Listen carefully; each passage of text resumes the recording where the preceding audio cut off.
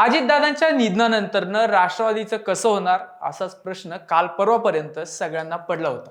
पण पक्षाच्या राष्ट्रीय अध्यक्षावर सुनेत्रा पवार यांची निवड झाल्यानंतरनं पक्षाचं पुढचं धोरण काय असणार हेही आता स्पष्ट झालेलं दिसतं.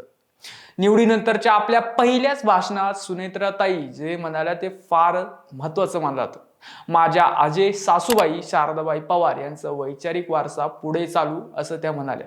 खरं तर प्रफुल्ल पटेल आणि सुनील तटकरे यांनी भाजपच्या दावणीला पक्ष बांधायची तयारी केली होती. पण सुनेत्राताईंनी सत्तेत असलो तरी विचारसरणीशी तडजोड करणार नसल्याचा अप्रत्यक्ष इशारा त्यांनी देऊन टाकलाय. खरं तर शरद पवार, अजित पवार असतील किंवा अन्य कुणी पवार घराण्यातील कुणीही व्यक्तिमत्व असेल, सगळ्यांना प्रत्यक्ष अप्रत्यक्ष विचार दिला तो शारदाबाई पवार यांनीच. म्हणूनच शारदाबाई पवार यांचा वैचारिक वारसा नेमका काय होता, हा वारसा पुढे नेण्याचा निर्धार करून सुनेत्रा पवार यांनी एक पाऊल पुढे टाकलंय का हे जाणून घेऊया आजच्या भागातून.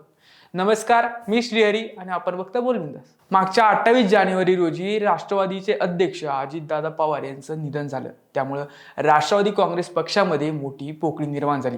अध्यक्षपदासाठी प्रफुल्ल पटेल व इतरांची नावं पुढे आली, पण त्याला मोठा विरोध झाला. अखेर लोकांचं मत लक्षात घेऊन सुनेत्रा पवार यांचीच वरळीतील अधिवेशनात राष्ट्रीय अध्यक्षपदी निवड करण्यात आली.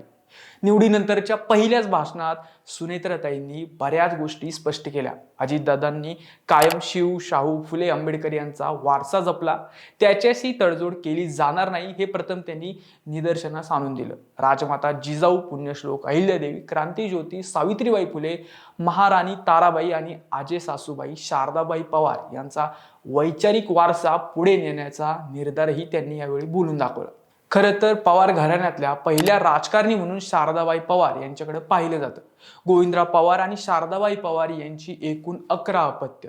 सगळ्यात थोरले वसंतराव, दुसरे दिनकरराव उर्फ अप्पासाहेब, तिसरे अनंतराव म्हणजेच अजितदादांचे वडील, तर चौथे माधवराव, पाचवे सूर्यकांत, सहावी सरला उर्फ सुनीता जगताप, सातवी सरोज पाटील, आठवे शरद पवार, नववी मीना जगदने, 10वे प्रतापराव आणि सर्वात धाकटी बहीण नीला सासने.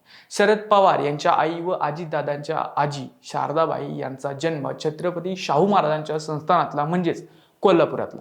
तिथलं वातावरण स्त्री शिक्षणाला पोषक होतं. त्याचं बाळकडू शारदाबाईंना मिळालं, त्यामुळे शिक्षण आणि सुधारणावादी विचारांशीही त्या जोडल्या गेल्या. तर गोविंदराव हे सत्यशोधक चळवळीशी संबंधित होते. शारदाबाई यांच्यात उपजत नेतृत्व गुण होते. त्यात दोघा पती पत्नींचा जनसंपर्क दांडगा होता. त्यातून 1938च्या जूनमध्ये त्यांनी जिल्हा लोकल बोर्डाच्या निवडणुकांमध्ये अर्ज भरला. पुणे जिल्ह्यातून एक जागा महिलांसाठी राखीव असे, तेथून शारदाबाईंनी अर्ज भरला आणि त्या बिनविरोध निवडून आल्या. पुढे 14 वर्षे त्यांनी लोकल बोर्ड गाजवलं. कोणत्याही कौटुंबिक कारणासाठी लोकल बोर्डची त्यांनी बैठक चुकवली नाही. त्यांची वैचारिक जडणघडण झाली ती साम्यवादी म्हणजेच डाव्या चळवळीतून. त्यामुळे त्यांचा पाठिंबा हा शेतकरी कामगार पक्षाला होता.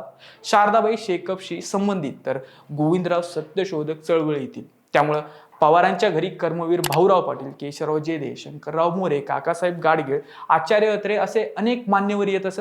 त्याचा शरद पवार यांच्या जडणघडीत मोठा उपयोग झाला. तसा तो अन्य भावंडांनाही व पुढच्या पिढीलाही झाला.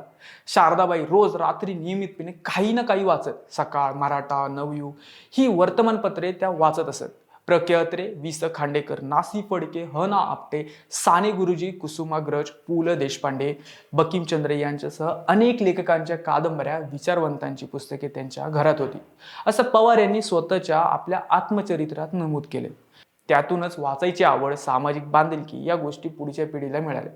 पवार घराण्याची चांगली शेती होती. शारदाबाईंचा शेतीचाही चांगला अभ्यास होता. आई शेकअपमध्ये असतानाही शरद पवार यांनी काँग्रेसची वाट धरली.